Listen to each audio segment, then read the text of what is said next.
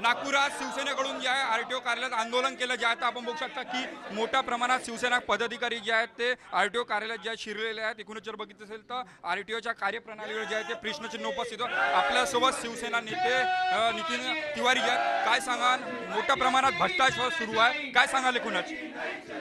हा प्रादेशिक परिवहन अधिकारी नागपूर कार्यालय इकडे आम्ही आलो आहो. विजय चव्हाण चे आरटीओ आहेत. हे काही लोकांना मिळून इन्स्पेक्टर कलबीर कलसी मोटर वाहन निरीक्षक आणि वाहन निरीक्षक हेमंत सोलनकर ते आपल्या ड्युटी मागच्या 1 वर्षापासून त्यांना मलाईदार ही पोस्टिंग देण्यात येत आहे.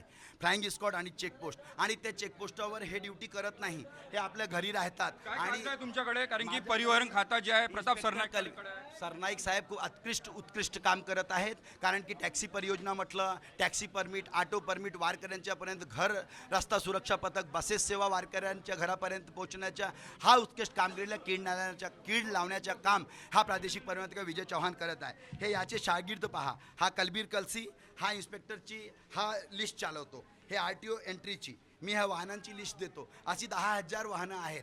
हे 10,000 वाहनापासून 10,000 रुपये प्रति वाहन, 10 करोडची वसुली हेमंत सोलनकर आणि इन्स्पेक्टर कलबीर कलसीकडून करण्यात येते. माझ्याकडे पुरावे आहे, त्यांची ऑडिओ रेकॉर्डिंग आहे, माझ्याकडे सगळे पुरावे आहेत. आणि ह्या सगळ्यांना खतपाणी टाकण्याचे काम हे विजय चव्हाण करतात. आणि यांच्यामुळे हा शासन बदनाम होऊन राहिला. शासनाला विधानसभेमध्ये विपक्षापासून येणाऱ्या प्रश्नाला सामोर जावं लागत आहे. म्हणून आज ही सरकारची छवी हा शिंदे साहेबांच्या शिवसैनिक मलिन होऊन देणार नाही. आदरणीय प्रताप सरनाईक, आदरणीय शिंदे साहेब एवढा उत्कृष्ट कामगिरी करतात. जर हे ऑफिसर मानले नाही, यांच्या तोंडाले काळ्या भासून आम्ही रोडवर पिढवू असं आमच्या बघू शकता की मोठ्या प्रमाणात जे आहे ते शिवसेनाकडनं जे आहे ते आंदोलन जे आहे ते सुरू आहे. आणि या ठिकाणी जर बघितलं तर आरटीओ कार्यालयात सुद्धा शिवसेना कार्यकर्ते शिरले आहेत.